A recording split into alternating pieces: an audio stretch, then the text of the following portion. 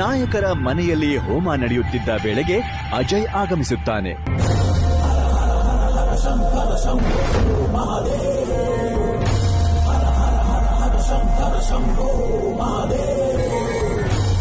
ಮೊದಲು ಅಜಯ್ನನ್ನು ನೋಡುವ ಸುಜಾತಳಿಗೆ ಅವನಾರೆಂದು ತಿಳಿಯುವುದಿಲ್ಲ. ಯಾರು ನೀವು? ನಂತರ ಅಜಯ್ನ ನೋಡುವ ಚಂದ್ರಲೇಖ, ಅಲೋಕ್ ಮತ್ತು ದಯಾ ಗಾಬರಿಯಾಗ್ತಾರೆ. ಅವರೆಲ್ಲರೂ ತಮ್ಮ ಮೇಲಿನ ನಿಯಂತ್ರಣ ಕಳೆದುಕೊಂಡು ಅಜಯ್ ಜೊತೆಗೆ ಮನ ಬಂದಂತೆ ಹರಿಹಾಯ್ತಾರೆ. ಯಾರೋ ನೀನು? ಇಲ್ಲಿಗೆ ಯಾಕೆ ಬಂದೆ? ಹೋಗಾಚೆ. ನಾನು ಯಾರು ಅಂತ ನಿಮಗ್ ನೆನಪಿಲ್ಲ. ಅಜಯ್ ಅಸಲಿ ವಿಷಯವನ್ನ ಹೇಳಿ ಸಾಹಿತ್ಯ ಬಗ್ಗೆ ಕೇಳಲು ಸಾಹಿತ್ಯಳನ್ನು ಸ್ಪಂದನ ಕರೆದುಕೊಂಡು ಬರ್ತಾಳೆ.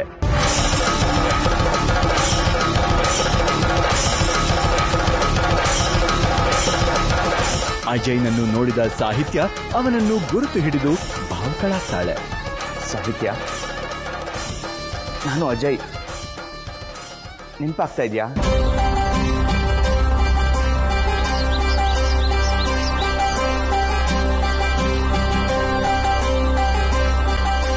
ಇದರಿಂದ ಕೋಪಗೊಂಡ ಅಲೋಕ್ ಸ್ಪಂದನ ಮೇಲೆ ಕೈ ಮಾಡಲು ಬಂದಾಗ ವಿಕ್ರಾಂತ್ ಆಗಮಿಸಿ ತಡೆಯುತ್ತಾನೆ.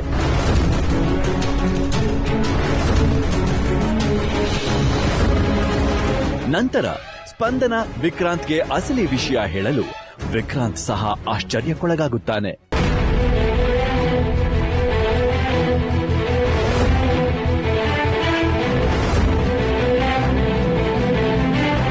ಎಷ್ಟೇ ಪ್ರಯತ್ನ ಪಟ್ಟರೂ ಚಂದ್ರಲೇಖ ಬಾಯಿ ಬಿಡದೆ ಸತ್ಯವನ್ನು ಮುಚ್ಚಿಟ್ಟಾಗ ಬೇರೆ ದಾರಿ ಕಾಣದೆ ಸ್ಪಂದನ ಸಾಹಿತ್ಯಳನ್ನು ಅಜಯ್ ಜೊತೆ ಹೋಗುವಂತೆ ಮನವೊಲಿಸಿ ಸ್ಪಂದನಾಳ ಜವಾಬ್ದಾರಿಯನ್ನು ಅಜಯ್ ಕೈಗಿಡ್ತಾಳೆ.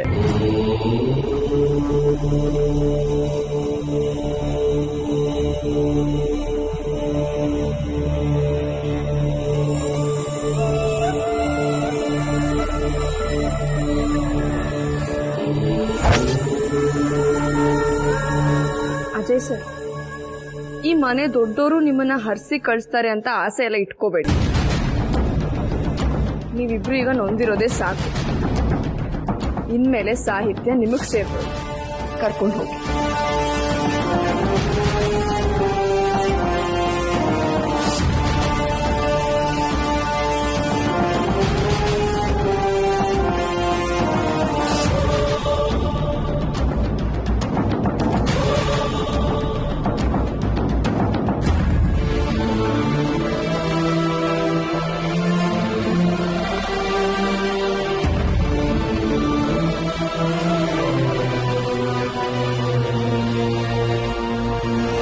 ನಿಂತ್ಕೊಳ್ಳಿ.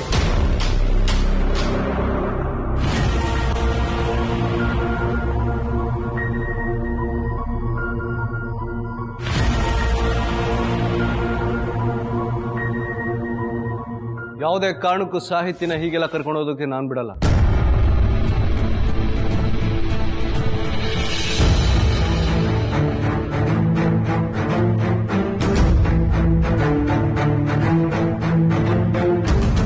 ನೋಡಿ, ಇದು ಕಥೆನ ನಿಜಾನ ಅಂತ ಗೊತ್ತಾಗ್ಬೇಕು.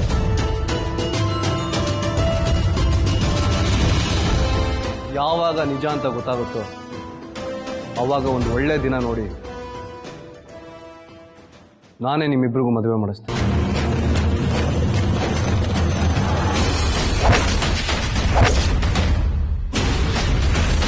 ಇದು ನಾಯಕರ ಮನೆ.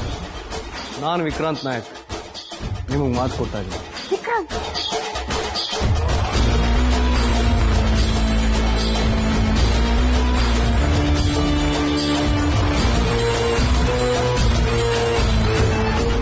ಕೊಟ್ಟು ಮಾತಿಗೆ ತಪ್ಪೋದು ನಮ್ಮ ವಂಶದಲ್ಲೇ ಇಲ್ಲ. ನನ್ನ ಮಾತಲ್ಲಿ ನಿಮಗೆ ನಂಬಿಕೆ ಇದ್ರೆ ಸಾಹಿತ್ಯನ ಇಲ್ಲೇ ಬಿಟ್ಟು ಹೋಗಿ.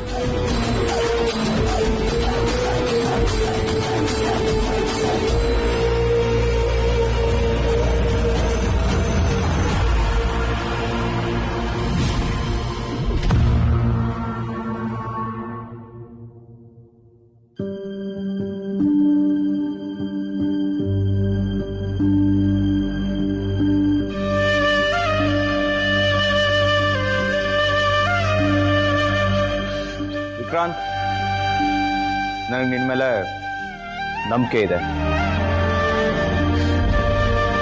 ಸತ್ಯ.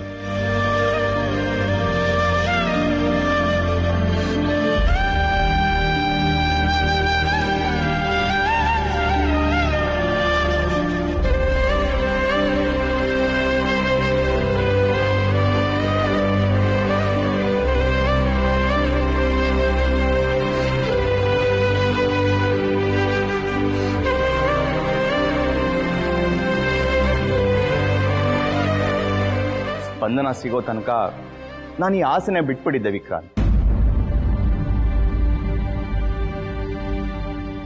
ಏನೇನೋ ಕತೆಗಳು, ಎಷ್ಟೆಷ್ಟೋ ಸುಳ್ಳುಗಳು. ಬಟ್ ಈಗ ಅದೆಲ್ಲ ಬೇಡ. ನನ್ನ ಸಾಹಿತ್ಯ ನನಗೆ ಸಿಕ್ಕಾಯ್ತಲ್ಲ, ನನಗಷ್ಟೇ ಸಾಕು. ಮತ್ತೆ ನೀವೇ ಬಂದು ಅವಳು ನನ್ನ ಕೈಗಿಡೋ ತನಕ ನನ್ನ ಬದುಕನ್ನ ಇಲ್ಲೇ ಬಿಟ್ಟು ಹೋಗ್ತಾ ಇದ್ದೀನಿ.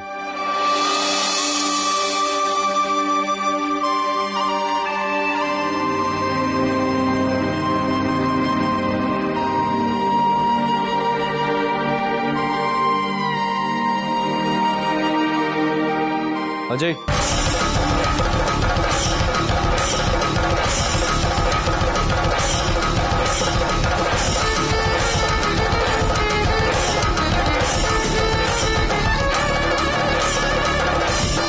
ಸ್ಪಂದನ ಹೇಳಿದ್ಮೇಲೆ ನೀವು ನಮ್ಮನೆ ಸದಸ್ಯರು ಅನ್ನೋ ನಂಬಿಕೆ ಬರ್ತಾ ಇದೆ. ಆ ನಂಬಿಕೆಗೆ ಗೌರವ ಕೊಡ್ತಾ ಇದ್ದೀನಿ. ಬನ್ನಿ, ಪೂಜೆನಲ್ಲಿ ಭಾಗಿಯಾಗಿ. ಅರ್ಚಕ್ರೆ, ಪೂರ್ಣಾಹುತಿ ಸಮಯ ಆಯ್ತಾ? ಅಮ್ಮ, ಮನೆಯವರೆಲ್ಲರೂ ಇದ್ರೆ ಪೂರ್ಣಾಹುತಿ ಕೊಡ್ಬೋದು. ಅಜಯ್, ಬನ್ನಿ.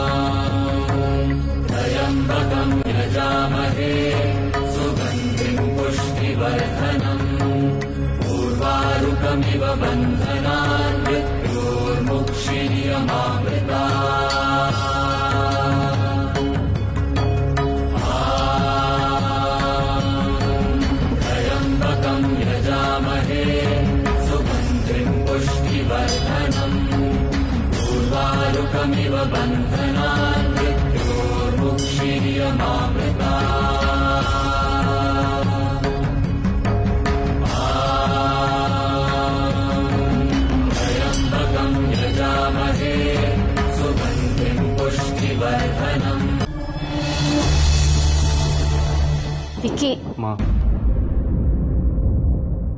ಒಳ್ಳೇದಲ್ಲ, ಒಳ್ಳೇದಕ್ಕೂ ಅಲ್ಲ. ಏನ್ ನಡೀತಾ ಇದೆ ನಮ್ಮ ಮನೇಲಿ? ನನ್ ಮದ್ವೆ ನಡೀತಿದೆ ವಿಕ್ಕಿ. ಆ ಮದ್ವೆನ ನೀನೇ ಮುಂದೆ ನಿಂತು ಮಾಡ್ತಿದ್ಯಾ. ನನ್ನ ಅಜಯ್ ಮದ್ವೆನ ನೀನ್ ಮಾಡಿಸ್ತೀಯ ಅಲ್ವಾ?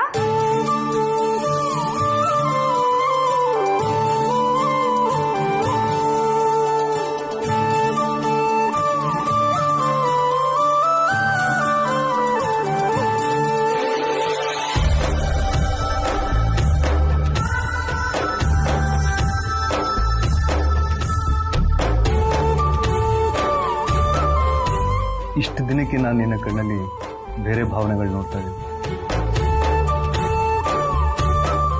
ಬದುಕಬೇಕು ಅಂತ ಆಸೆ ಕಾಣ್ತಿದ್ದೆ. ನೀನು ಇವತ್ತಿಂದ ಹಳೆ ಸಾಹಿತ್ಯ ಅಲ್ಲ.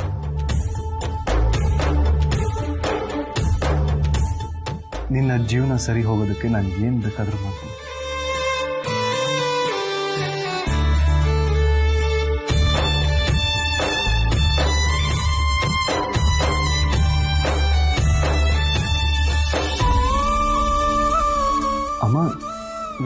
ಪೊಲೀಸ್ ಆಫೀಸರ್ ಆಗಿ ನಮ್ಮ ಮನೇಲೆ ಹೀಗೆಲ್ಲ ನಡೀತಿದೆ, ಅದು ನನಗೆ ಗೊತ್ತಿಲ್ಲದಿರೋ ಹಾಗೆ ಅಂದರೆ ಎಂಥ ಶೇಮ್ ಅಲ್ವಮ್ಮ. ನಾಚಿಕೆ ಆಗ್ಬೇಕಮ್ಮ. ಅಲ್ಲಮ್ಮ, ನಿಜವಾಗ್ಲೂ ನಿನಗೆ ಇದ್ರ ಬಗ್ಗೆ ಏನೂ ಗೊತ್ತಿಲ್ವಾ? ನನಗೂ ಇದ್ರ ಬಗ್ಗೆ ಏನೂ ಗೊತ್ತಿಲ್ಲ. ನಿನಗೆ ಗೊತ್ತಲ್ಲ ನಿಮ್ಮಪ್ಪ ನನ್ನ ಜೊತೆ ಹೇಗೆ ನಡ್ಕೋತಾರೆ ಅಂತ. ಸತ್ಯವಾಗ್ಲೂ ನಂಗೆ ಇವತ್ತೇ ಇದೆಲ್ಲ ಗೊತ್ತಾಗಿದ್ದು. ನಾನು ಮನೆಯವ್ರ ಮುಂದೆ ನಿಂತು ಇದನ್ನೆಲ್ಲ ಯಾವತ್ತಾದ್ರೂ ಕೇಳೋಕ್ಕಾಗತ್ತಾ ಹೇಳು? ಅಲ್ಲಮ್ಮ, ಇಷ್ಟೆಲ್ಲ ನಡಿಬೇಕಾದ್ರೆ ನೀವೆಲ್ಲಿದ್ರಿ, ನಾನೆಲ್ಲಿದ್ದೆ? ಈ ಪ್ರಶ್ನೆನ ನೀನು ಕೇಳಬೇಕಾಗಿರೋದು ನನಗಲ್ಲ, ಒಬ್ಬರನ್ನೇ. ಅವ್ರನ್ನ ಕೇಳಿದ್ರೆ ನಿಮ್ಗೆ ಉತ್ತರ ಸಿಗುತ್ತೆ. ನೋಡು, ನೀನಿಷ್ಟು ಬೆಳೆದಿದ್ಯಾ, IPS ಆಫೀಸರ್ ಆಗಿದ್ಯಾ, ಏನೇ ಪ್ರಶ್ನೆ ಮಾಡೋಕ್ಕೆ ಹಿಂದೆ ಮುಂದೆ ಯೋಚನೆ ಮಾಡ್ತಿದ್ಯಾ ಅಂದ್ರೆ ನನ್ನ ಪರಿಸ್ಥಿತಿ ಏನಿರ್ಬೇಡ ಯೋಚನೆ ಮಾಡು. ಅಮ್ಮ, ನಾನು ಯಾವತ್ತಿದ್ರೂ ನ್ಯಾಯದ ಪರಲಿಲ್ಲ. ಅಂತಹ ವಿಷಯ ಬಂದರೆ ಮುಲಾಜಿಲ್ಲದೆ ಅಪ್ಪನೂ ಪ್ರಶ್ನೆ ಮಾಡ್ತೀನಿ. ಅಗತ್ಯ ಬಿದ್ದರೆ ಅವ್ರ ಕೈಗೆ ಕೊಳಾನ ತೋಡಿಸ್ತೀನಿ. ಆದರೆ ಆ ಮಟ್ಟಕ್ಕೆ ಹೋಗದೇ ಇರೋ ಹಾಗೆ ನೋಡ್ಕೊಳ್ಳೋ ಜವಾಬ್ದಾರಿನೂ ನನ್ನ ಮೇಲೆ ಇದೆ. ಅದಷ್ಟೇ ಅಲ್ಲ, ಸಾಹಿತ್ಯಂಗೆ ನ್ಯಾಯ ಕೊಡಿಸೋದು ಕೂಡ ನನ್ನ ಕರ್ತವ್ಯ. Thank you Vikrant sir. ಅದು ನಮಗೂ ಚೆನ್ನಾಗಿ ಗೊತ್ತಾಯ್ತು. ನೀವು ಈ ಮದುವೆನ ಮಾಡಿಸ್ತೀನಿ ಅಂತ ಎಲ್ರ ಮುಂದೆ ಹೇಳಿದ್ರಲ್ಲ, ನಿಮ್ಮನ್ನ ಎಷ್ಟು ಹೋಗ್ಲಿದ್ರು ಸಾಕಾಗಲ್ಲ. ಸಾಲಲ್ಲ, ನಾನು ಹೇಳಿದಷ್ಟೇ ಸಾಲಲ್ಲ. ಈ ಮದುವೆ ನಡಿಬೇಕು ಅಂದರೆ ನನಗೆ ಆ ಅಜಯ್ ಮೇಲೆ ನಂಬಿಕೆ ಬರಬೇಕು. ನನಗೆ ಅಜಯ್ ಹೇಳ್ತಿರೋದು ಸತ್ಯ ಅನ್ನಿಸ್ತು. ಯಾಕಂದ್ರೆ ನೀನು ಅವನ ಪರವಾಗಿದ್ದೆ, ನೀನು ಅವನ್ನ ನಂಬಿದ್ದೆ, ನಾನು ನಿನ್ನ ನಂಬಿದ್ದೆ. ಆದರೆ ಈಗ ಬರೀ ನಂಬಿಕೆಗಳೇ ಸಾಲಲ್ಲ, ಈ ಮದುವೆ ನಡೆದಿದ್ದು ಸತ್ಯ ಅಂತ ಅನಿಸ್ಬೇಕು. ಇದು ನಿಜವಾಗ್ಲೂ ಸತ್ಯ ವಿಕ್ರಾಂತ್ ಸರ್. ಅದಕ್ಕೆ ಸಾಕ್ಷಿಯಾಗಿ ಸಾಹಿತ್ಯ ಇಲ್ಲೇ ಇದ್ದಾಳೆ, ಬೇಕಾದ್ರೆ ಅವಳನ್ನೇ ಕೇಳಿ. ಸ್ಪಂದನ, ನಂಗೆಲ್ಲ ನೆನಪಿಲ್ಲ. ಇವ್ರು ಕೊಟ್ಟಿರೋ ಚಿತ್ರಹಿಂಸೆಗೆ ಎಲ್ಲ ಒಂದೊಂದಂಗೆ ಮರ್ತೋಗಿದೆ. ಚಿತ್ರಹಿಂಸೆನ? ಯಾರಿಂದ? ಯಾವ ತರ?